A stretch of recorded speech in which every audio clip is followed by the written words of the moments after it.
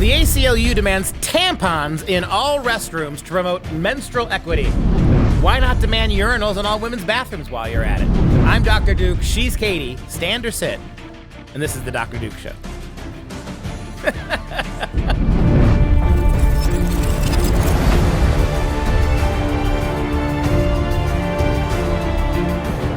Hello, everyone, and welcome to the Dr. Duke Show, the only place, the only program that keeps you educated on the craziness impacting K-12 classrooms and college campuses around the world. Today, we're looking at a children's book that gives instructions on how to contact demons to deal with your problems, like chores and homework. Plus, a class lesson on healthy eating has parents concerned it will lead to children developing eating disorders, fat shaming. But we start with the ACLU, the Association of Crazy Loser Unwanteds, and its new demand that tampons be in all public bathrooms, male or female, in the name of menstrual equity. Before we kick things off, look, we live in a very tenuous society. The ties that bind us, the way that we relate to each other, it's tenuous.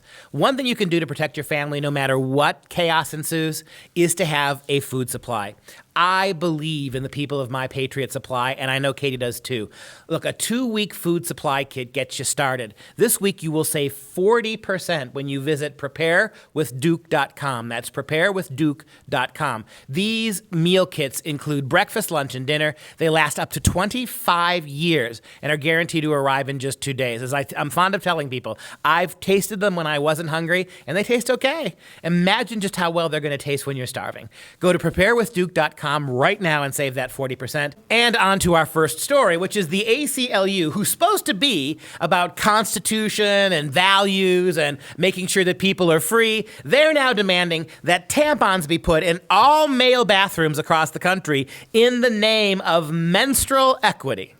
This is of top priority, and they are saying that, men, they can have periods too. So obviously, tampons and all menstruation products must be in the men's restrooms.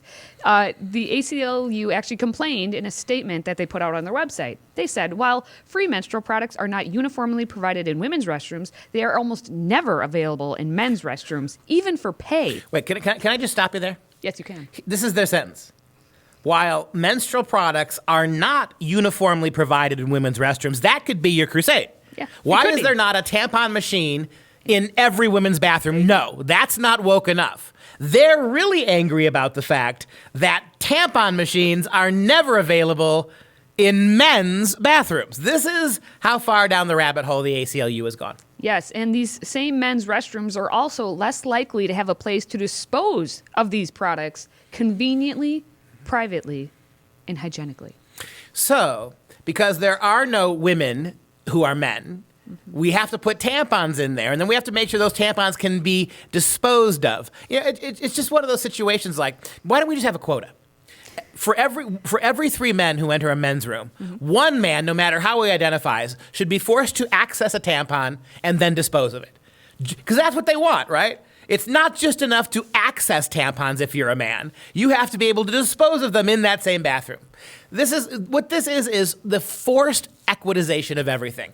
It's at gunpoint. It's ignoring all reality. It is completely fantasy-driven. It is completely insanity. But you have the ACLU pushing this now. And again, I go back to what they said. It's true that we don't have tampon machines in every women's bathroom, but we're not going to worry about that. We're more worried about the fact that we're going to make sure that every men's bathroom has tampons before we worry about getting them in women's bathrooms. Well, who cares about the women? It's only about those who identify as women. That's right. Women. You have to put that extra "I identify." So they said, how can we recognize that barriers to menstrual access are a form of sex discrimination without erasing the lived experiences of trans men and non-binary people who menstruate? Lived experience. In other words, what you play at, we all have to recognize. And I go back to what I said at the opening here. Why are they not demanding urinals? It doesn't make any sense to me. It seems to me a urinal is a much bigger deal than a tampon.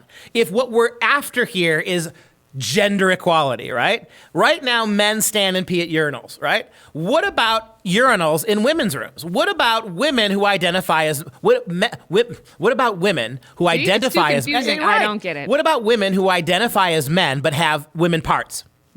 Yes. Shouldn't they be able to urinate in a urinal? All I gotta say is if urinals start coming into women's bathrooms, I'm gonna stop using them because urinal cakes, is everyone with me? Gross. That's one thing that I am glad that I don't have to deal with as a woman. You've always have to deal with urinal cakes. And as one thing I'm glad to not have to deal with as a man is tampons. There you go. And menstrual issues in the bathroom. See, I call this equity. This is each have our own right? thing. And no one's had to swap junk here. Yeah, but we're both victims of having to do with it as well. Jeez. So again, this is what do you think the ACLU would be bothered by Benghazi? You think the ACLU would be They don't even bothered know what by that is. an impeachment process that denies complete due process to a president? No. They're concerned that your men's room doesn't have a Kotex display. Period. I see what you did there. I'm back. Maybe we should start calling it femstration instead of men. Maybe the menstruation thing is what's doing this. Maybe they see the word men in menstruate and they're confused. We'll be more than happy to amend the vocabulary. From now on, we'll call it femstrating. And leave the Kotex with the chickadees. Always. See what I did there again? Beats Motel. Radish Inn. How are you doing this? Moving on, I want to get to the next crazy story about exorcists and condemning children's books that summon demons, but I want to remind everyone that we also have a whole lot of fat talk coming up in the future at the next story, so stick around for that. But back to these demons. So the International Association of Exorcists, AIE, I didn't know an association existed, but they're out there. They actually issued a statement that is warning parents about this 2019 kids book that actually gives instructions on how to summon up demons. The book is called A Children's Book of Demons, aptly named. It's by Aaron Layton, and he's an illustrator and a fan of occult practices. Now, the book is intended for ages 5 to 10. So the book's on Amazon. It's one of those books where either you gave it a 5-star or a 1-star, depending if you like the occult or not. So the overall rating is a 2 out of 5 stars, with 69% of people giving it a 1-star. And the people who gave it a 5-star are saying, obviously, these Christians, mostly in Bible thumping, people have not read the book, that it's more satire, that it's funny, that it's this. Because all the 5-year-olds I know are sitting in French cafes sarcasming each other, right? That's what 5-year-olds do. They satirize things. They don't get this, right? Yeah. No, this is a serious issue. I mean, what this is people who don't even believe in God or the devil using the rituals of Christianity against it. This is all this is. But from those of us who do believe, this is a pretty serious thing. You're actually asking children who you would never in a million years write a book about prayer. You'd never in a million years write a little kid's book about how to pray for guidance and want to get that in the schools. Never would happen. They're actually asking children as young as 5 to invoke the name of demons, to call demons to join them. Here's a description from the actual book. Don't want to take out the trash tonight. Maybe you're swimming in homework. Perhaps that big bully is being a real drag. Well, grab your colored pencils and sigil drawing skills and dial up some demons. All right. The paranormal parody is filled to the brim with funny spirits more silly than scary. But they do have some silly ones. One called Flatulous. That's a demon unleashing room-clearing farts so you can get away. Mm-hmm. But some of these sigil drawings, that's where this comes in from the AIE group, who's saying you shouldn't be messing around with demons. Father Francesco Bamonte, he's the president of this group, and he suggests that teaching children to summon demons is like suggesting that they get help from a criminal. He warns that such an activity can damage a child morally, psychologically, and spiritually. Why isn't this a cultural appropriation? The same liberal scolds who, if I made a book kind of lightly satirizing witchcraft, right? Witches, poking kind of satirical fun at Wiccans for 5-year-olds, they'd be all over this. It'd be a cultural appropriation. They'd protest you. How dare you appropriate our culture to amuse and satirize in a child's book? They have no problem doing it. The progressive left does this all the time. Anytime you appropriate anything from any other culture, it's racism, except when the left does it, right? Of course. That's why Governor Northam in Virginia keeps his job job despite the blackface. That's why all the blackface that Kimmel wrote and Jimmy Kimmel wore at one point and Justin Trudeau doesn't affect them at all. No, because they're good progressives. Yes. This is, at the very least, this is an ugly cultural appropriation. Yeah. You're taking something that a lot of people take very seriously as part of their religion. And by the way, demons exist in Islamic religions as well. And then satirizing them for your own purposes. What you're doing, what the adult's trying to do is undercut Judeo-Christian morality. That's the first thing he's doing. But I don't think they realize that, again, teaching kids to pray or to summon like this is going to be a dangerous consequence. Well, but according to the Publishers Weekly Review, that's a good thing in their mind. These are the people, Publishers Weekly Review, they review all the new books out there, and they have a foothold, just like the New York Times bestseller list, any of this, as to how well a book does and how it is disseminated. They say that Layton's renderings of the multi-eyed, multi-armed, sharp-toothed demons are outlandish without being creepy, and the creative concept will likely inspire some readers to create demons of their own. Yep. That's the kicker. And think about what you're doing, too. You're summoning demons to punish, right? That big bully should be punished by a demon. You've got to homework, parents being a drag, right? Getting them out of responsibility and learning what it is they must do. You're basically turning the metaphysical world into a plaything to punish your enemies. Basically. Even if you don't believe in God, it's really bad form. Absolutely.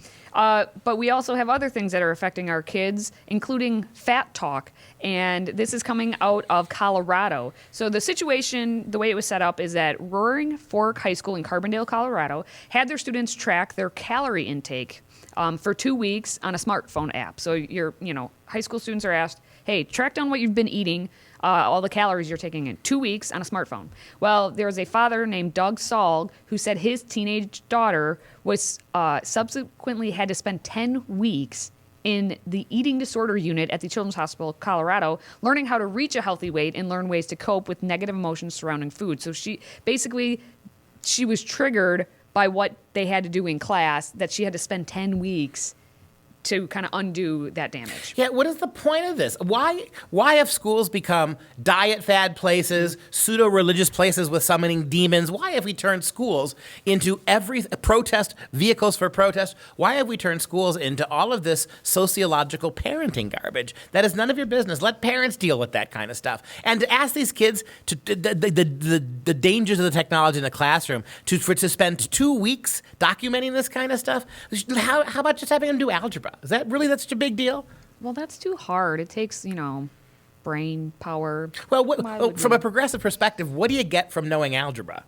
That's a good point. You get to know about equations. These are life lessons that will make them good progressive, healthy progressives for the rest of their lives. And the thing that's happening at this school district, so this father and then there's actually another father, they kind of got together and they're taking it to the state education board and saying, you need to change this because the teachers aren't qualified. They're not obviously giving them the right information. But it's kind of like, well, food in our culture and the way we look at it in society, there's going to be no right answer because everyone's on the diet fad thing.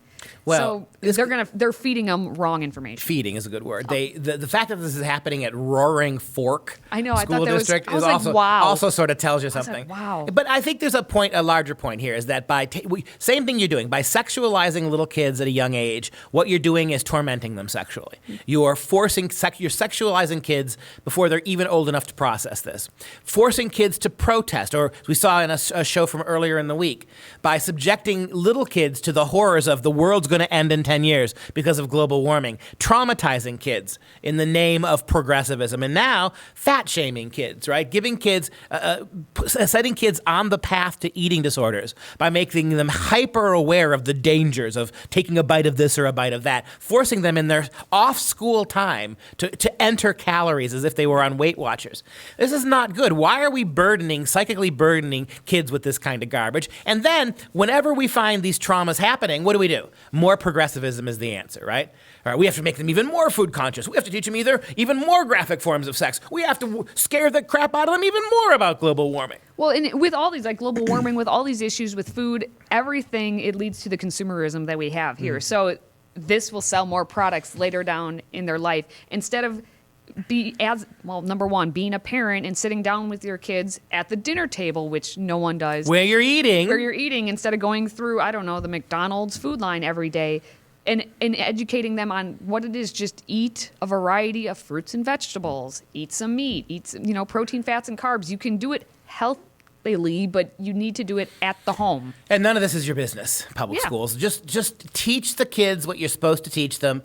Stop traumatizing them with death, global warming. Stop forcing them out of the schools to protest. And please stop giving them body issues. Just let them be, for God's sake. You keep arguing that all of this stuff is done to prevent bullying. Do you not recognize how in every instance you're the ones bullying these kids? And when their own moms and dads stand up and call you the bully, you have no answer for them. You refuse to take any responsibility. You hide behind statements from lawyers, and you turn it over to school boards. It's ridiculous. All right, well, that's going to do it for today's show. If you'd like to support this program, please consider joining our Patriot Club for $25 a month. Visit drdukeshow.com to get started. And I'd like to thank My Patriot Supply for sponsoring today's show. If you have a business, large or small, we'd love to partner with you. Visit freedomproject.com/advertise. That's freedomproject.com/advertise to learn more. For Freedom Project, I'm Dr. Duke. She's Katie. And until next time, stay educated, my friends.